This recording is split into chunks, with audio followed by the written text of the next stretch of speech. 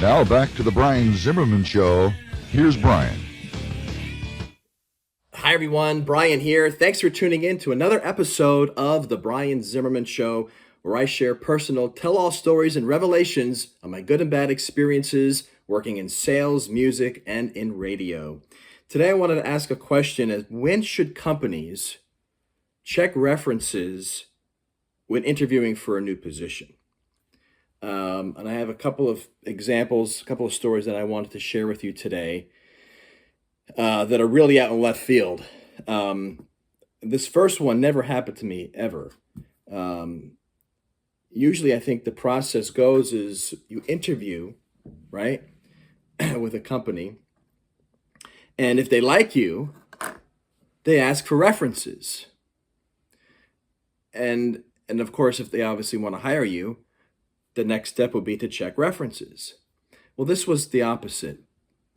I didn't even interview with the company yet. I sent them a resume. This was a market research company in the beginning of, or maybe it was last year, 2023.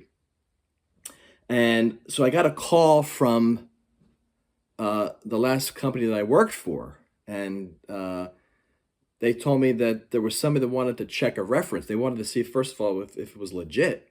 And if I was expecting a reference, I says, I'm surprised that I didn't even interview with them yet.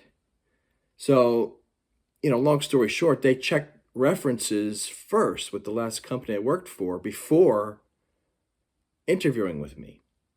Very odd, very bizarre.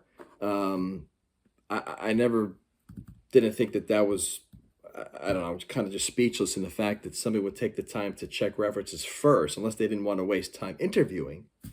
But never had that happen to me before. It's usually at the end of an interview, if they like you and they want to hire you, then they check references. Here's another example, another market research company that I spoke with, interviewed with, who did ask for references and check references. And he came back to me and said, yeah, all positive, positive reference, positive, good conversation that we had with your references, but I don't have any money to hire you right now. And I'm thinking to myself, why go through all of that and waste your time, not just your time, but the references time in getting those references and having that conversation when you're not going to hire them? I mean, it absolutely made no sense to me to go through the trouble and the time to ask for a reference, call the reference. And by the way, this was this particular reference, they couldn't get a hold of the reference. And first they wanted the email, then they couldn't get through the main number, so I had to give them another number. So they really went to great lengths, and myself included, to get in touch with this reference. And you scratch your head and say to yourself, why even bother interviewing? Forget about even checking references. If there's no money coming in, or no money to hire somebody else, why even interview somebody?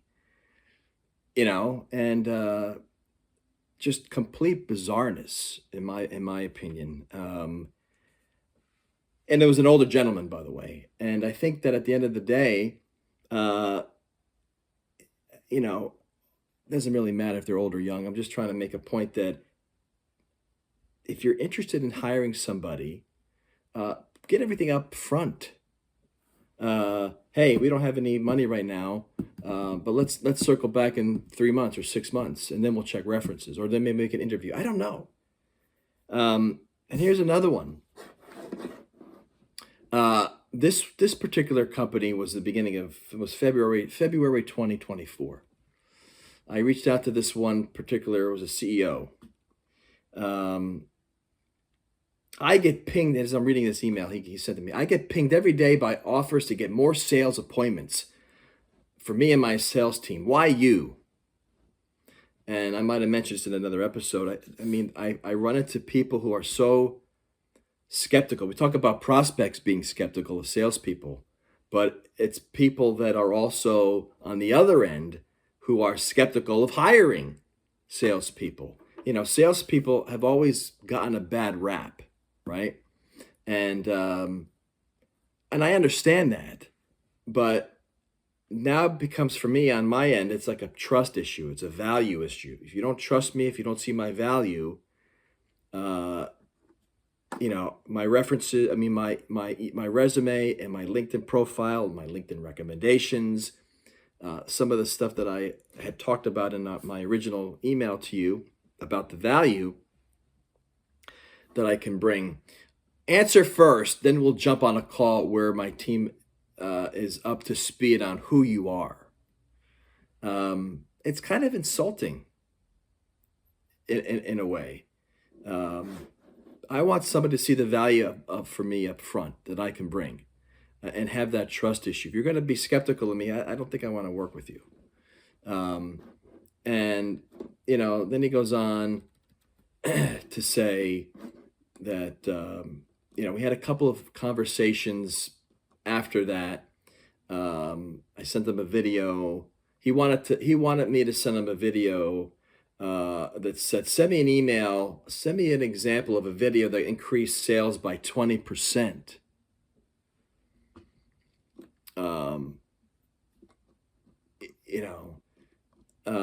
And then he went on to say, what is this going to cost me? And I told him what I was making before and what I felt my value was. And who can I talk to understand how well your approach works? All right, it gets better. What exactly would you do for the money, for that money? I mean, what do you want me to? It's so, come on, dude. I just feel like, who have you done this before so I can speak with them before moving forward? Again, it's like, I have to validate everything. And I wrote back, you sound skeptical. If you're offering me a position, I'll gladly, give you references. Again, this is what I said in this email. My track record and experience speaks for itself, and we can have a conversation about it. But when this guy keeps asking me all these silly questions that kind of insults my value and trust both ways, I think it's just at the end of the day, he didn't respond after that. We didn't even get on a call. But I was just so turned off by all of this, because when people start asking all these different questions, my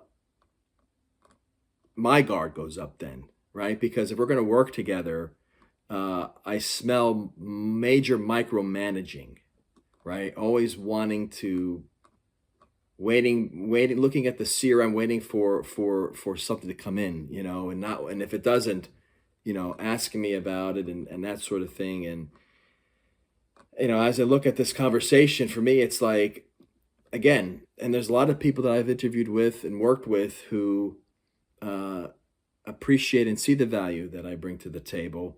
By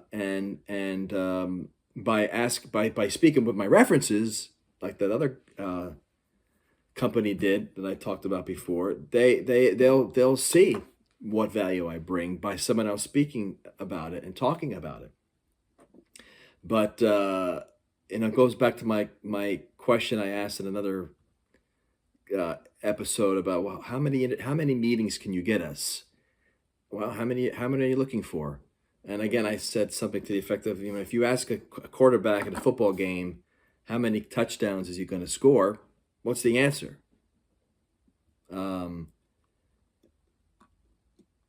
These are people that just are not going to be easy to work with, and it's good that we didn't pursue that. But again, when should companies ask for references? Check references. Put your comments below if you are watching this on YouTube. And again, comment on is it so unreasonable to just, we don't, I guess value and trust and I know trust has to be earned, but we're talking about value. I've been doing this for 25 years for sales, and again, having I think for me, my biggest value proposition, if you will call it that, is scheduling meetings and generating new clients with global Fortune 500 companies. That's my tagline. If you're not looking for somebody that can accomplish that, then I don't know what you're looking for. But that is all for this episode. I thank you again for watching. As always, I'm Brian. I will see you on the next one.